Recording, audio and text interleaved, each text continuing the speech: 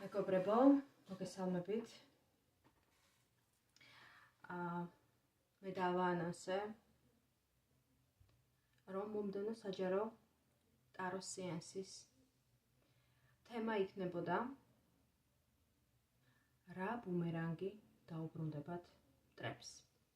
აი ამ თემაზე გადავწყვიტე, რომ ჩამეწერა ვიდეო და ის ინფორმაცია, რაც ამოვიდოდა აი ამ საჯარო სეანსის ფორმატში, პირდაპირ ასე გულწრფელად და შეულამაზებლად, რაც ამოვა, აი ამაზე მესაუბრა და რა თქმა უნდა, ეს ჩემი განზრახვა დარჩა ძალაში და ისედაც ყოველთვის რა ინფორმაციაც ამოდის, მე ეს მომწონს, არ მომწონს,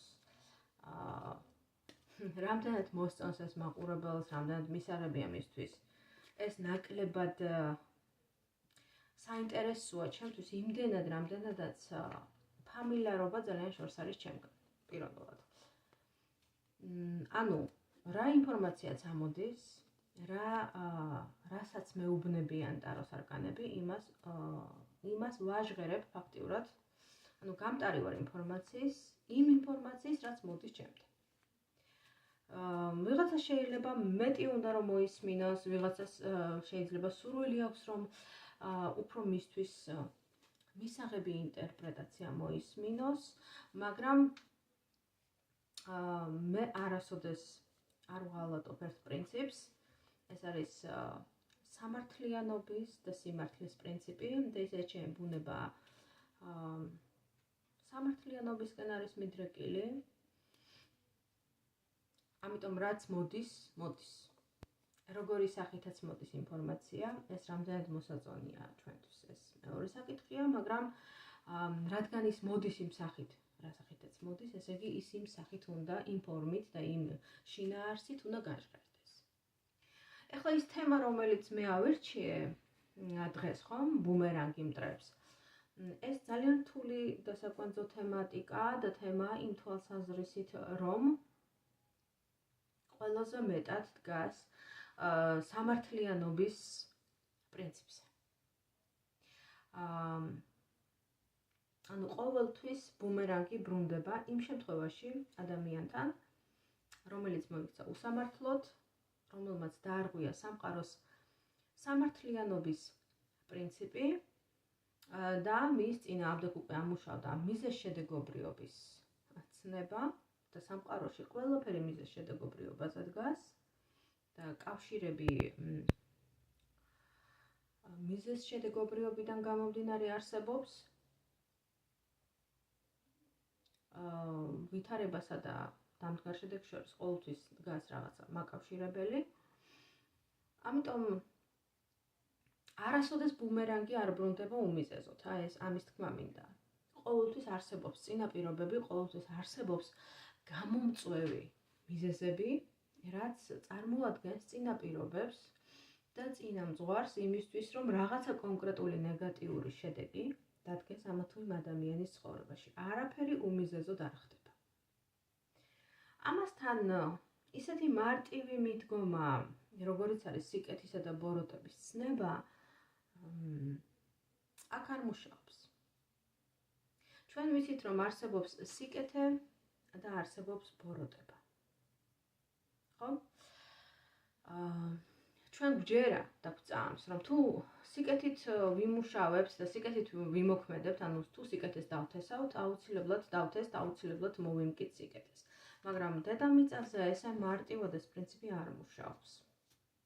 იმიტომ რომ დედამიწა არის დუალური თავისი ბუნებით, დედამიწაზე არსებობს სიკეთეც და ბოროტებაც და აუცილებელია ბალანსის დაცვა ამ ორ მდგომარეობას და ამ ორ ძალას შორს.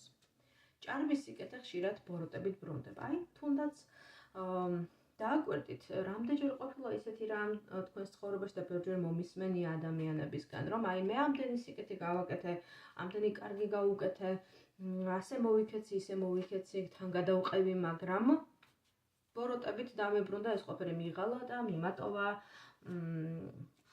რაღაცა ცუდი გამიკეთა, ჯადო გამიკეთა, ხო? აი, ხო მოგისმენიათ ესეთი ისტორიები და შესაძლოა თავადაც გადაგხდენიათ, ხო? ამიტომ აი წარმოიდგინეთ, აი მარტივ მაგალითს ვიტყვი, აი ცხოველების მაგალითს მოვიყვან. დედამიწაზე ცხოვრობს ლომი, მტაცებელი და დედამიწაზე ცხოვრობს ჩვეულებრივი ბალახის მჭამელი ცხოველი, ხო? ლომისთვის სიკეთე ის, რომ მან ცხოველი ჩვეულებრივი ბალახის მჭამელი უნდა მოინადიროს და შეჭამოს. ეს მისი ცხოვრების კანონია და ის რაც კანონია, ზოგადად სიკეთესთან ასოცირდება, ხო? აი ანტილოპასთვის, როგორც ბალახის მჭამელისთვის, ლომი ბოროტება. მაგრამ ორივე არსებობს დედამიწაზე, ხო? ორივეს აქვს სიცოცხლის უფლება. უბრალოდ ორივე სხვადასხვა კანონით ხელმძღვანელობს. ერთი მტაცებლის კანონით და მეორე თავდაცვის რეჟიმში. რომ თავი გადაერჩინოს, ხო? საკუთარი ფეხმარდი, ასე ვთქვათ, სიჩქარის და ფეხმარდობის იმედია, ხო? მეორე. რომ გაექცევა მტაცებელს, მაგრამ მტაცებელი მაინც როდესღაც სადღაც იჯერს მას. სხვანაირად ის ვერ გადარჩება უბრალოდ, ხო? ამიტომ აქედან გამომდინარე ესე მარტივი მიდგომა, რომ სიკეთე უნდა ვაკეთოთ, მხოლოდ და უნდა გავცეთ და უნდა დავიხარჯოთ სხვებისთვის, ხშირად ბოროტებით გვიბრუნდება. ამიტომ აქ ბალანსის დაჭერაა საჭირო. ერთი და მეორე, უკვე რომ მივახლოვდეთ ჩვენს თემატიკას, რაზეც მე ახლა საჯარო სეანსი უნდა ჩავატარო, ეს არის რა ბუმერანგი დაუბრუნდებათ მტრებს და რატომ გავაკეთე ეს შესავალი? ეს შესავალი გავაკეთე იმიტომ, რომ ჩემი თხოვნა იქნება, რომ მაქსიმალურად ჩაუღრმავდეთ საკუთარ თავს და ჩაიფიქროთ ისეთი ადამიანი და ჩაიფიქროთ ისეთი მოცემულობა ამ საჯარო გაშლის ფორმატში, რომელსაც მართლა შეეშალა თქვენთან, მართლა შეცდა თქვენთან და თქვენ მართალი ხართ მასთან. ანუ სწორია თქვენი პოზიცია, რომ თქვათ გარკვეული შურისძიების მდგომარეობა გაქვთ, გარკვეული სურვილი გაქვთ, რომ მას დაუბრუნდეს ეს ბუმერანგი და იწვნიოს თავისი შეცდომების შედეგები იმ შეცდომების, რომელიც დაუშვა თქვენთან ურთიერთობის ფორმატში და რომ მას მართლაც შეეშალა. აი ეს მინდა რომ ძალიან კარგად გაანალიზოთ და ისეთი ადამიანი და ისეთი სიტუაცია ჩაიფიქროთ, რომელიც მართლაც რომ იმსახურებს სამართლიანობის ფორმატში, მართლაც რომ იმსახურებს ბუმერანგს. იმიტომ რომ ბუმერანგი ნამდვილად ყოველთვის ბრუნდება, ყოველთვის ყველა აგებს თავის შეცდომებზე პასუხს და ტარო არის სწორედ ის მაგიური ინსტრუმენტი, რომელიც ყველაზე გაფილტრულ, ყველაზე სწორ და ყველაზე ჭეშმარიტებასთან მიახლოებულ ინფორმაციას გვაწვდის ნებისმიერ თემაზე. არ აქვს ამას მნიშვნელობა ტაროსთვის, არ აქვს მნიშვნელობა ეს არის მაინც და მაინც რომელიმე კონკრეტული თემა იქნება ეს სასიყვარულო თემატიკა, ფინანსები, კარიერა, ბუმერანგის და მტრების თემა. თავია რომ შეკითხვები იყოს დასმული სწორად და ინფორმაციის მიმღები იყოს შესაბამისი ენერგეტიკის მატარებელი მომზადებული იმ ინფორმაციის გასაშიფრად, რომელიც მას მიეწოდება აი ამ ტაროს დასტით. ამიტომ მოდით ვნახოთ დღევანდელი გაშლის ფორმატში. სამ ვარიანტად გავშლი მთლიანი დასტიდან, რა ბუმერანგი დაუბრუნდება თქვენს მტრებს იმ შეცდომებისთვის, იმ ბოროტებისთვის, იმ ცუდი საქციელებისთვის, რაც თავის დროზე ჩაიდინეს თქვენს მიმართ. ეს შეიძლება იყოს უცოდინრობის გამო, ეს შეიძლება იყოს ეგოისტობის გამო, ან სხვადასხვა მოტივებით.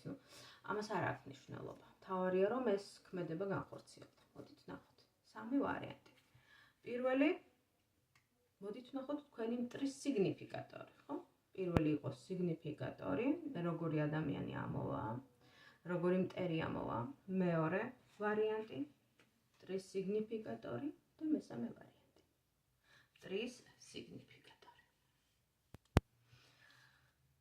აირჩიეთ თქვენთვის განკუთვნილი ვარიანტი. პირველი ვარიანტი, მეორე ვარიანტი და მესამე ვარიანტი. რომელიც ყველაზე მეტად დაგიძახებთ, ის ვარიანტი აირჩიეთ, ეს არის სპონტანურად ამოღებული ტაროს არკანები და მე თვითონაც არ ვიცი რა მოვა აქ. რაც ამოვა იმაზე ვისაუბრებ და შემდგომ დამატებითი არკანების სახით უკვე ვნახავთ ჩვენ რა ბუმერანგი დაუბრუნდება თქვენს მტრებს უახლოესი რამდენიმე თვის განმავლობაში.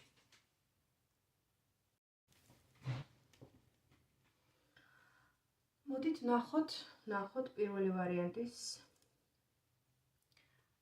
არკანი, როგორ ადამიანს გვიჩვენებს, როგორ მტერს გვიჩვენებს.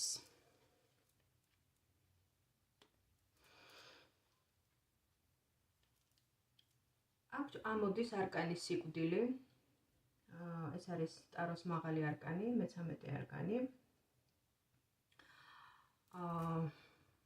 არკანის სიკვდილი უკვე ვფიქრობ მრავლის მთქმელი და მრავლის მეტყველი არკანია კონკრეტულად ჩაფიქრებულ მტერთან მიმართებაში პირველი ვარიანტის წარმომადგენლებისთვის. შესაძლოა ეს იყოს ადამიანი, რომელმაც უკვე გაიარა მრავალი ტრანსფორმაცია, მრავალი დანაკარგი, ტკივილი, როგორც ადამიანური რესურსის სახით, ასევე შესაძლოა ეს იყოს პიროვნული თუ მატერიალური დანაკარგი საქმესთან მიმართებაში, ფინანსებთან მიმართებაში, საყვარელ ადამიანებთან შესაძლოა იყოს დაკავშირებული ეს დანაკარგები, ან ასევე შესაძლოა ეს იყოს ჯანმრთელობის პრობლემები. ჩვენ აქ ყოველ შემთხვევაში ვხედავთ ისეთ ადამიანს, რომელიც არც თუ ისე ახალგაზრდა, შესაძლოა იყოს უკვე ასაკოვანი ან ჭარმაგი ადამიანი, გარკვეული ცხოვრებისეული გამოცდილებით და გარკვეული, ასე ვთქვათ, მტკივნეულ პროცესებ გავლილი ადამიანი, რომლისთვისაც ერთგვარი ტრანსფორმაციები და დანაკარგები არ არის უცხო. იმ ჩამოთვლილ თემებთან მიმართებაში, რაც ვახსენე წერან. შესაძლოა ეს ადამიანი თავისი გარკვეული, რიგი წარმომადგენლებისთვის პირველ ვარიანტს მოვიაზრებ. იყოს ისეთი ადამიანი, რომელიც თავისი საქმიანობით იყოს დაკავშირებული სიკვდილთან, სიკვდილის ენერგიასთან, ხო? სადაც ხდება, ასე ვთქვათ, ადამიანის, ვთქვათ, გარდაცვალება, ხო, აი სიკვდილის თემატიკა ძალიან აქტიურად უნდა ფიგურირებდეს ამ ადამიანის ცხოვრებაში, თუმცა ყველა შემთხვევაში შესაძლოა იყოს ინდივიდუალური, შეიძლება იყოს ადამიანი დაკავშირებული თავისი პროფესიით, თავისი საქმიანობის სფეროთი სიკვდილის ენერგიასთან, ან შესაძლოა თავად მას ჰქონდეს, ასე ვთქვათ, გამოცდილება ერთგვარი დანაკარგების სახით, ადამიანური დანაკარგების სახით თავის ცხოვრებაში. საკმაოდ მძიმე ენერგეტიკის ადამიანი ამოდის ჯამში, ეს შემიძლია ვთქვა. მოდით ვნახოთ ამ ადამიანმა რა სახის ტრანსფორმაციები, უბრალოდ რა სახის ბუმერანგი დაუბრუნდება მას სამომავლოდ, ჩვენ უკვე ახლა საუბრობთ მომავალზე, რა სახის ბუმერანგი დაუბრუნდება მას იმ, ასე ვთქვათ, გადაცდომებისთვის და იმ შეცდომებისთვის, რაც ვთქვათ, დაუშვათ თქვენთან ურთიერთობის ფორმატში, ხო? პირველი ვარიანტის წარმომადგენლებს მოვიაზრებ და მოდით ვნახოთ პირველი ვარიანტი რას გვიჩვენებს? ბუმერანგი.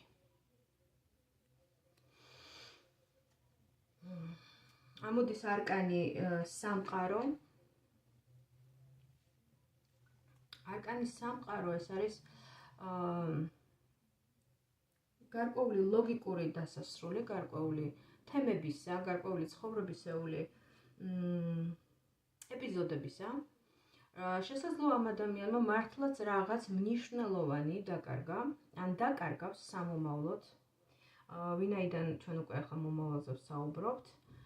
შესაბამისად, არკანის სამყარო გვესაუბრება რაღაც კონკრეტული ეპიზოდის, კონკრეტული ცხოვრებისეული მონაკვეთის, ცხოვრებისეული სიტუაციის დასასრულს, რომელიც ამ ადამიანისთვის შესაძლოა წარმოადგენს კომფორტის ზონას, იმიტომ რომ არკანის სამყარო ეს არის ძირითად შემთხვევაში ამოდის ხოლმე როგორც დადებითი არკანი, გარკვეული კომფორტის ზონა, წარმატება, გამარჯვება, რაღაც კონკრეტული თემების ლოგიკური დასასრული, ოღონდ დასასრული უფრო დადებითობის კუთხით და არა ნეგატივის კუთხით, თუმცა არკანს სიკვდილთან ერთად კომბინაციაში უფრო ეს მესაუბრება ისეთ მოვლენაზე, ისეთ დასასრულზე, რომელიც არც თუ ისე სახარბიელო შესაძლოა იყოს ამ ადამიანისთვის, ხო? შეიძლება იყოს გარკვეული კეთილდღეობის, წარმატების, თუნდაც ერთგვარი კომფორტის ზონის დასასრული, როდესაც ადამიანი მწვანე ზოლიდან გადადის წითელ ზოლში, ანუ ერთგვარი ცხოვრებისეული კეთილდღეობიდან გადადის პრობლემურ ზონაში, პრობლემურ ცხოვრებისეულ ეპიზოდში, როდესაც მისთვის გარკვეული, ასე ვთქვათ, ბენეფიტები, სამყაროსგან მოცემული წყალობა სრულდება და უკვე მას უწევს რაღაცა პრობლემებთან შეჯახება. ხო, მოდით კიდევ დამატებით ვნახოთ, რას მიგვითითებენ არკანები. ხომ, რა სახის დასასრულზეა საუბარი. რა დასრულდება ამ ადამიანის ცხოვრებაში, რადგან ესე ამოდის, მოდით ესე დავსვათ შეკითხვა. ჩვენ ვხედავთ მატერიალური ენერგიების მიწის სტიქიის არკანებს. ეს არის პენტაკლების 6-იანი და პენტაკლების 5-იანი. რაც დიდი ალბათობით მიმითითებს, რომ ეს იქნება მატერიალური კომფორტის ზონის დასასრული, ფინანსური კეთილდღეობის დასასრული, როდესაც ადამიანი იმ კომფორტის ზონას, რასაც მას თავისი ფინანსური შემოსავლები აძლევდა და თავისი მატერიალური, ასე ვთქვათ, მდგომარეობა აძლევდა, დასრულდება და ადამიანი გადადის ერთგვარად ფინანსური რესურსების მოძიების, ყოველდღიური ფულის მოძიების რეჟიმშიც კი. პირველივე არკანი, რომელიც ამოდის არკან სამყაროს შემდეგ, გვიჩვენებს, რომ ადამიანი აი აქ ესე გამოსახულია, რომ ადამიანები ითხოვენ მოწყალებას, ხო? ადამიანი, რომელიც იმყოფებოდა გარკვეულ პოზიციებზე, მმართველ პოზიციებზე, ერთგვარ წამყვან, ასე ვთქვათ, პოზიციებზე გადადის დაქვემდებარებულის მდგომარეობაში, რომელსაც თითქოს რაღაცა ხელი აქვს გაწვდილი დახმარებისთვის, ადამიანი, რომელიც ითხოვს დახმარებას. და ასეთივე დაახლოებით ცოტა უფრო მძიმე ფონი გვაქვს მეორე არკანში, სადაც ადამიანი, რომელიც ჩანს, რომ თავის დროზე კარგი მაცხოვრებელი იყო, ვინაიდან სუფთად ჩაცმული მოვლილად გამოიყურება, თუმცა ცხოვრება მას მძიმე განსაცდელი მოულინა, ვინაიდან ამჟამად სადღაცა ესეთი მიყრუებული ქუჩის თხრილში აზის ძირს და მათ შორის, ასე ვთქვათ, გვერდზე, ასე ვთქვათ, დაცლილი ალკოჰოლის ბოთლი უდევს, ხო? უკაცრავად ცოტა გაციებული ვარ და ვახველებ. ანუ ეს მიგვითითებს რას, რომ ერთ დროს ფინანსური კეთილდღეობის მქონე ადამიანმა დაკარგა ეს მოცემულობა და ამჟამად იმყოფება ერთგვარ სიდუხჭირის მდგომარეობაში და აი ამ მატერიალური პრობლემების ფონზე უკვე ალკოჰოლიც ჩნდება, ხომ? ანუ ბუმერანგი დაბრუნდება როგორც ფინანსური პრობლემების, ასევე ფსიქოლოგიური პრობლემების სახით, როდესაც ადამიანი შეეჯახება ისეთ განსაცდელს, ისეთ პრობლემებს, რომლის გადალახვაც მისთვის არც თუ ისე მარტივია, მას უკვე აი ამ შიშების და სტრესების ფონზე უჩნდება სურვილი, რომ მიიღოს ისეთი საშუალებები, რომლებიც გააბრუებენ და დაავიწყებენ დროებით, რა თქმა უნდა, ილუზიებში გადაიყვანენ და დაავიწყებენ, ასე ვთქვათ, თავის მატერიალურ პრობლემებსა თუ ზოგადად პრობლემებს ცხოვრებაში, ხო? მაგრამ ეს არ არის, რა თქმა უნდა, გამოსავალი, ეს არის თავის მოტყუება. ნებისმიერი სახის დამხმარე საშუალება იქნება ეს ფსიქოტროპული საშუალებები, ნარკოტიკული საშუალებები თუ ალკოჰოლი, რა თქმა უნდა, ეს არის დროებითი საშველი, თუ საერთოდ არის ეს საშველი და ეს არის უბრალოდ თავის მოტყუება, როდესაც ადამიანი ცდილობს დაემალოს და გაექცეს პრობლემებს ილუზიებში. თუმცა ეს ილუზია, რა თქმა უნდა, ძალიან მალე სრულდება და ადამიანს უფრო მტკივნეული შეხვედრა ელის გამოფხიზლებულ გონებაზე თავის პრობლემებთან გაცნობიერება იმისა, რომ ის ისევ იმ ჭაობშია, რომელსაც გაექცა, ხო? მაგრამ დროებით შეაფარა თავი ილუზიებს. ეს ბუმერანგი ასევე შესაძლოა შეეხოს ამ ადამიანის ფსიქოლოგიურ მდგომარეობას, როგორც აღნიშნე, მის ურთიერთობებსაც, პარტნიორულ ურთიერთობებსაც შესაძლოა შეეხოს მტკივნეულად და ამავდროულად ჩნდება უკვე ბოლო არკანში, ეს არის პენტაკლების 7-იანი, ჩნდება შიში მომავლისა, როდესაც ადამიანი შეპყრობილია ამ შიშის მდგომარეობაში, თქვენ ხედავთ, რომ მას უკან არამიწიერი არსება, საკმაოდ ბოროტი გამოსახულება, დემონის სახით უდგას უკან, ხო? ანუ ეს არის ჩვენი, ამ ადამიანის ამ შემთხვევაში ჩვენ მტრებზე ვშლით, ჩაფიქრებული პიროვნების შიშები, კომპლექსები, შიში მომავლის.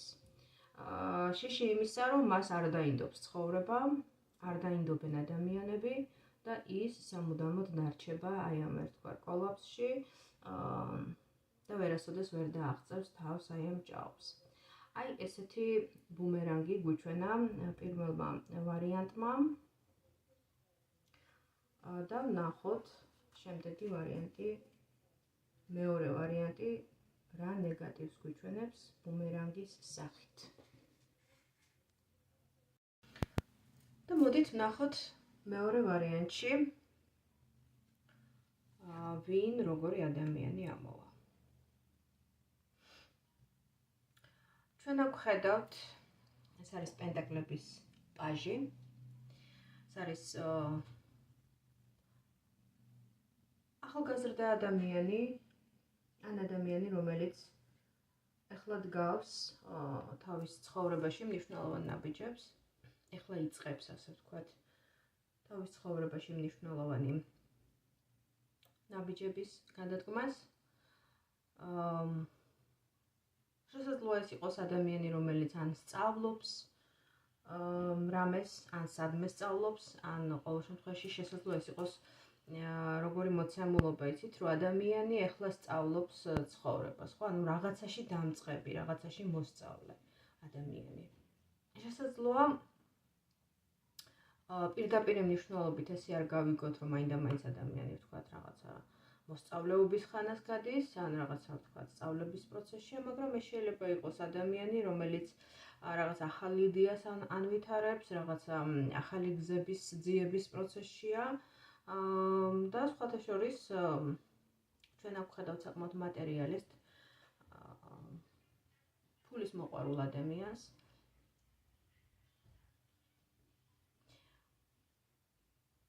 ადამიანს, რომელიც არ გადადგავს ნაბიჯს ისე, რომ რაღაც თავისი გათვლები, თავისი განგარიშებები არ ჰქონდეს მატერიალური რესურსების მიღებასთან დაკავშირებით, ხო? საკმაოდ მატერიალისტი ადამიანია ერთი შეხედვით. მოდით ჩვენ ვნახოთ რა ბუმერანგი დაუბრუნდება ამ ადამიანს სამომავლოდ იმ ყველაფრისთვის, რაც დააშავა. რაც დააშავა და რა შეცდომებიც დაუშვა მან თქვენთან მიმართებაში. საუბარია მეორე ვარიანტზე.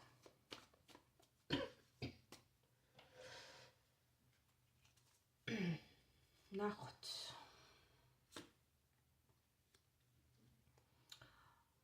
აქ ისევ არკანი სამყაროა მოდის. ამ ადამიანის ცხოვრებაშიც ისევე როგორც პირველ ვარიანტში რაღაც უნდა დასრულდეს. და მართლაც ეს ადამიანი, წეგამ თქვი, რომ არის რაღაცა გზების ძიებაში, თქო, ახალი გზების ძიებაში და მე ახლა დავაზუსტებ უკვე ამოსული არკანები მაძლევენ ამის შესაძლებლობას, დავაზუსტო და ვთქვა, რომ ეს ადამიანი ეძებს არა ახალ გზებს, არამედ უფრო დაკონკრეტებით გამოსავალ სიტუაციიდან, რა სიტუაციაშიც აღმოჩნდება სამომავლოდ უახლოეს პერიოდში. შესაძლოა უკვე ქონდეს რაღაცა გარკვეული კრიზისული მომენტები ამჟამადაც საწყოში. და ეს არის არა მხოლოდ გამოსავლი, ეს არის გაქცევა, გარიდება რაღაცა სიტუაციიდან. ხედავთ აგერ ხმლების ხუთიანში, რომ ადამიანი თავქუდმოგლეჩილი შეიძლება ასე ითქვას, გარბის და უკან მოსდევენ რაღაც არამიწიერი, საშინელი ვიზუალის მქონე არსებები. ხო, ეს არის ეს არსებები არიან პირობითად მტრები ამ ადამიანისთვის, არაკეთილის მსურველები, ყოველ შემთხვევაში ის ძალები, რომლებიც დიდი სიამოვნებით, ასე ვთქვათ, ანგარიშს გაუსწორებდნენ და გაანადგურებდნენ ამ ადამიანს, სწორედ აი ასეთ საფრთხეს გაურბის ეს ადამიანი, ფაქტიურად გასაქცევად გაუხდება საქმე. თუ კომბინაციაში განვიხილავთ არკან სამყაროსთან, ეს არის სამყაროსეული ბუმერანგი ამ ადამიანისთვის, სამყაროსგან კანონიერად, სამართლიანად, უпростоრად გამოგზავნილი ბუმერანგი, რომელსაც ეს ადამიანი ვფიქრობ, რომ ვერანაირად ვერ დაუძვრება, მიუხედავად თავისი მოხერხებული, გაქნილი ბუნებისა, თავისი ანგარიშიანი ბუნებისა, მას მისი კომფორტის ზონიდან მოუწევს გარიდება, გაქცევა და თავის შველა, თუ შეიძლება ასე ითქვას. ნახოთ, რას გაურბის ეს ადამიანი. ეს ადამიანი გაურბის ძალიან ძლიერ მტრებს. შეიძლება ასეც ითქვას. იმიტომ რომ თვითონ იმდენად მცირეა იმ დანარჩენ ძალებთან შედარებით, რომლებიც ბუმერანგის შეკითხვასთან დაკავშირებით ამოდიან, რომ ის მათთან ბრძოლაში აუცილებლად დამარცხდება და ეს მან ძალიან კარგად იცის. ესენი არიან საკმაოდ ესეთი ვიტყოდი ძლიერი სტატუსოვანი ადამიანები, თანამდებობის პირები, ან გარკვეული ძალაუფლების მქონე ადამიანები, რომლებიც მასთან მიმართებაში არიან ძალიან ძლიერები და ძალიან დაუნდობლებიც. შესაძლოა თუ თავის დროზე ეს ადამიანები იყვნენ ჩაფიქრებული პიროვნებისთვის მფარველები, ძლიერი მფარველები და სადღაც საყრდენიც კი ამ ადამიანისთვის, ვინაიდან ამოდის იმპერატორი, ამოდის იმპერატრიცა, ხო, იმპერატორი ქალი არკან ძალასთან ერთად კომბინაციაში მაძლევს ისეთ სურათს, რომ თუ თავის დროზე შესაძლოა ეს ამ ადამიანებმა, ამ ასე ვთქვათ, სტატუსოვანმაძლიერმა ადამიანებმა გარკვეული მფარველობა გაუწიეს მას და ერთგვარი კომფორტის ზონაც კი შეუქმნეს, შესთავაზეს. სადღაც რაღაც პერიოდში სამომავლოდ დაუშვებს ეს ადამიანი ისეთ შეცდომებს, გამოავლენს თავის ნამდვილ დაბალ მცირე ბუნებას, რასაც ეს ადამიანები ხომ, ეს იმპერატორი ქალი, ხო, დედოფალი, ესენი არ არიან ისეთი ჩვეულებრივი სტანდარტული ადამიანები, ესენი არიან ადამიანები, რომლებმაც ცხოვრებაში გაიარეს გარკვეული გზა, გარკვეული სირთულეები, მიაღწიეს თავის ამჟამინდელ სტატუსოვან ძალაუფლების მიმცემ მდგომარეობას, შესაბამისად ამ ადამიანებთან თამაში ყველას ძვირად დაუჯდება, ხო? ამიტომ შესაბამისად ამ ჩაფიქრებულ პიროვნებასაც თავისი სამომავლოდ თავისი ბუნების, ორბუნებოვანების დაფარული მეს გამოვლენა მოუწევს, ვეღარ ითამაშებს მათთან ისე მოხერხებულად, როგორც შესაძლოა თამაშობდა აქამდე, ამიტომ ისინი მას გააძევებენ. ისინი ეს ადამიანები მას მფარველობას აღარ გაუწევენ და არა მხოლოდ მფარველობას არ გაუწევენ, შესაძლოა მისთვის მასთან მიმართებაში ძალიან ძლიერ მტრებად იქცნენ. და ეს რა თქმა უნდა ამ ადამიანს აბსოლუტურად გამოაცლის საყრდენს, გამოაცლის საფუძველს, ფუნდამენტს, რაც მისი კომფორტის ზონის, ასე ვთქვათ, საფუძველი იყო, ხო, რაც მის ძალას წარმოადგენდა. ძალას რეალურად იღებდა ის ამ ადამიანებისგან. შესაბამისად, აბსოლუტურად განადგურებული და წაქცეული, შეიძლება ითქვას, ცხოვრებაში წაქცეული, მოიკრებს თავის უკანასკნელ ძალებს და გარბის აი ამ სიტუაციიდან.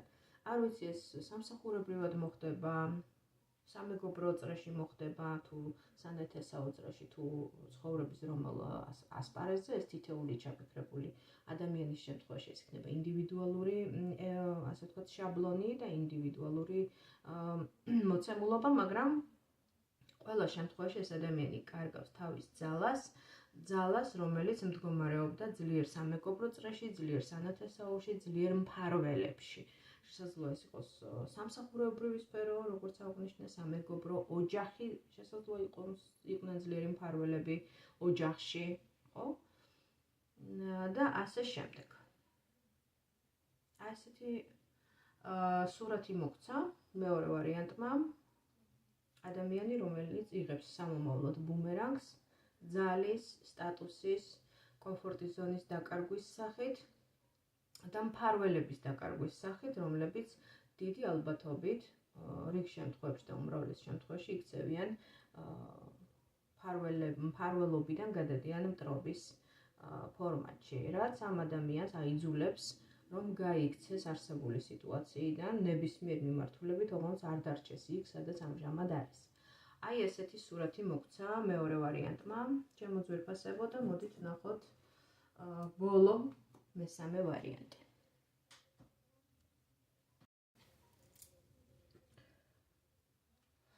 მესამე ვარიანტში ჩვენ ვხედავთ არკან შეყვარებულებს.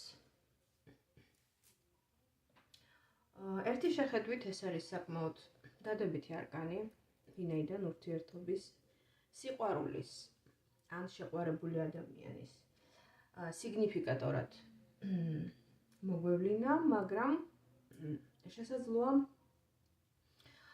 აღნიშნული არკანი საკმაოდ რთულ სიტუაციაში მყოფ ადამიანზე მეგვითითებდეს, ერთგვარ ცხოვრებისეულ გზაჯვარედინზე, არჩევანის თემაში მყოფ ადამიანს, რომელიც იძულებულია გააკეთოს არჩევანი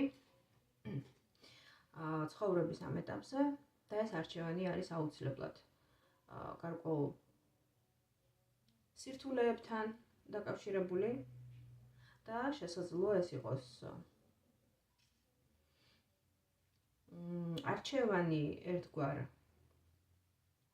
ურთიერთობებს შორის, ორ ურთიერთობას შორის ან ორ ადამიანს შორის. ეს შეიძლება დაკავშირებული იყოს თვითონ ამ ადამიანის მიერ გასაკეთებელ არჩევანთან ან სხვა ადამიანის მიერ ამ ჩაფიქრებულ პიროვნებასთან დაკავშირებით არჩევანის გაკეთებასთან. ვინაიდან ჩვენ აღვხედავთ ორ ადამიანს, რომლებიც ერთმანეთის პირისპირ დგანან მართალია, მაგრამ მათი მზერა აცდენილია ერთმანეთს, ანუ სხვადასხვა მიმართულებით იყურებიან ეს ადამიანები და ამავდროულად ჰორიზონტზე მოშორებით ჩანს მესამე ადამიანის ესეთი მკრთალი ფიგურა, რომელიც თითქოს ელოდება აი ამ არჩევანის გაკეთებას. არ არის გამორიცხული, რომ ეს ამ შემთხვევაში ჩვენ ვხედავთ ადამიანს სასიყვარულო სამკუთხედში მყოფს, ვინაიდან და რადგანაც ჩვენ ვხედავთ აქ სამ ადამიანს და ამავდროულად არჩევანის თემატიკას. რაც რა თქმა უნდა არც თუ ისე სახარბიელო და საკმაოდ მტკივნეული მდგომარეობა ყველა ნორმალური ადამიანისთვის, რა თქმა უნდა, ხო? და მათ შორის ჩაფიქრებული პიროვნებისთვისაც. მოდით ვნახოთ რა ბუმერანგს უმზადებს სამომავლოდ სამყარო მას იმ შეცდომებისთვის, რომელიც დაუშვა თქვენთან ურთიერთობის ფორმატში.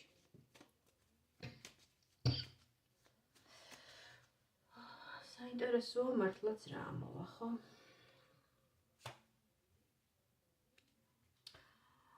აქ პირველივე არკანი უკვე ამოდის ხმლების სამიანი და სადღაც მიდასტურებს, ამყარებს იმ მოსაზრებას, რომ საქმე ეხება სამი ადამიანის ურთიერთობას. ეს არის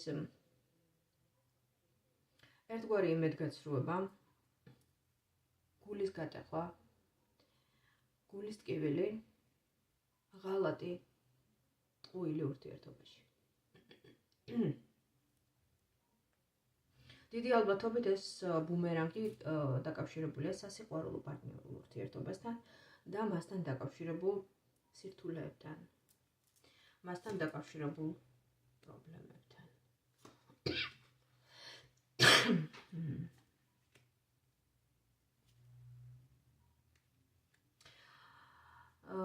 და ჩვენ ხედავთ უკვე ადამიანებს, რომლებიც ამ პროცესში არიან ჩართულნი და საკმაოდ ძლიერ მანიპულატორებს და მანიპულატორ ადამიანებს წარმოადგენენ და საკმაოდ ვერაგ, ასე ვთქვათ, ჭკვიან და საშიშ ტრებს ამ ადამიანისთვის. ესენი არიან ადამიანები, რომლებიც საკმაოდ კარგად ფლობენ მანიპულაციის ხელოვნებას და მათი გადამტერება არც თუ ისე სასიკეთო და ვიტყოდი საკმაოდ სავალალო შედეგებამდე მიიყვანს ამ ადამიანს.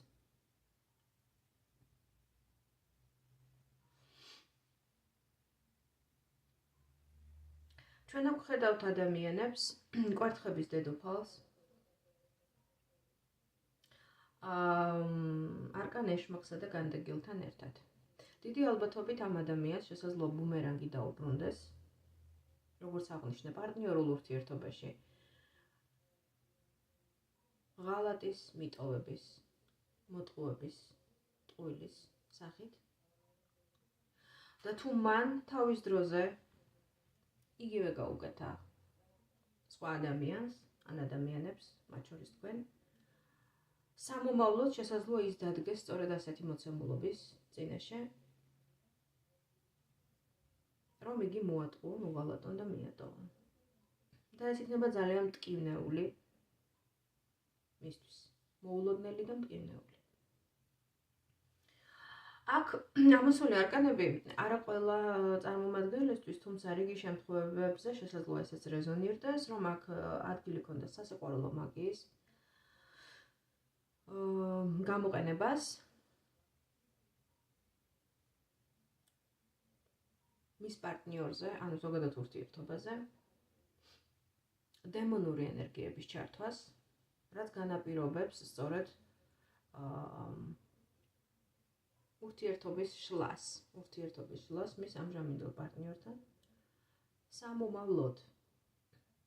ვინაიდან არკანი ეშმაკი არკან განდეგილთან ერთად და გარის კარტებთან კომბინაციაში მიუთითებს სწორედ ისეთ ძლიერ მტრებზე, რომლებიც პირველი რომ ფლობენ ძალიან კარგად მანიპულაციის ხელოვნებას, არიან მანიპულატორები, საკმაოდ ჭკვიანები. და მეორეს მხრივ შესაძლოა საქმე გქონდეს ისეთი ცოდნის მქონე ადამიანთან, ან თუ თვითონ არ ფლობს ადამიანი ასეთ ცოდნას, მას ხელეწიფება და შეუძლია რომ კარგად გამოიგულიოს და მოიძიოს ისეთი პრაქტიკოსი ადამიანი, რომელიც ინიცირებულია შავი მაგიის მიმართულებით და ფლობს ამ ცოდნას და მას სთხოვოს დახმარება ჩაფიქრებულ პიროვნებასთან მიმართებაში, იმუშაოს და გაანადგუროს მისი ურთიერთობა გულისხმობ პარტნიორულ ურთიერთობას. და ეს მათ ძალიან კარგად გამოუვა. ვინაიდან ის ძალები, რომლებსაც ის მიმართავს შესაბამისი ცოდნის მქონე ადამიანის მეშვეობით, აუცილებლად გაუწევენ დახმარებას, ვინაიდან აქ პირდაპირ ამოდის ისეთი არკანები, რომლებიც ასეთი ცოდნის და ასეთი ძალების გამოყენებაზე და დახმარებაზე უпростоრად მიუთითებენ. და საბოლოო შედეგობრივად რას მიიღებს ეს ადამიანი საბოლოოდ ბუმერანგის სახით? ხომ ეს არის პირველ რიგში ძალიან დიდი გულის ტკივილი, ძალიან დიდი იმედგაცრუება პარტნიორული სასიყვარულო ურთიერთობისგან. არჩევანი, რომელიც მას ძალიან დიდ ტკივილს მიაყენებს. ადამიანთა ბოროტი მანიპულაციები, ხრიკები, ვერაგობა, მტრების ვერაგობა, რომელიც და ამავდროულად რიგ შემთხვევებში შავი მაგიის გამოყენება, რაც საბოლოოდ ამ ადამიანს, ასე ვთქვათ, დატოვებს მარტოს. ხო? მარტოს რატომ? ვინაიდან საბოლოოდ ამოდის შედეგში არკანი განდეგილი. განდეგილი ეს არის იზოლაციის, მარტოობის არკანი და სადღაც სულიერი, ასე ვთქვათ, ფსიქოლოგიური, ფსიქიკური პრობლემებისაც. არ არის გამორიცხული, რომ ამ ყველაფრიდან გამომდინარე ამ ადამიანს ერთგვარი ფსიქოლოგიური პრობლემებიც დაეწყოს. საბოლოოდ ისეთ დარტყმას მიიღებს იგი ბუმერანგის სახით. აი ასეთი სურათი მოგცა მესამე ვარიანტმა, ჩემო მეგობრებო, დასრულდა ჩვენი დღევანდელი საჯარო ტაროს სეანსი თემაზე რა ბუმერანგი ელოდებათ მტრებს. რა ბუმერანგს მიიღებენ სამყაროსგან ჩაფიქრებული ადამიანები მტრების სახით, ხო? თუ მოგეწონათ აღნიშნული ვიდეო, მეტი ნახვადობისთვის, ჩემო მეგობრებო, თხოვნა მექნება თქვენთან რომ მოიწონოთ და გააზიაროთ აღნიშნული ვიდეო, ხოლო პირადი სეანსისთვის, მეტი დეტალიზაციისთვის და პირადი კონსულტაციისთვის შეგიძლიათ მომწეროთ ნებისმიერ თქვენთვის საჭიროებო თემაზე Facebook-ის ან Instagram-ის მესენჯერში. დროებით მომავალ შეხვედრამდე.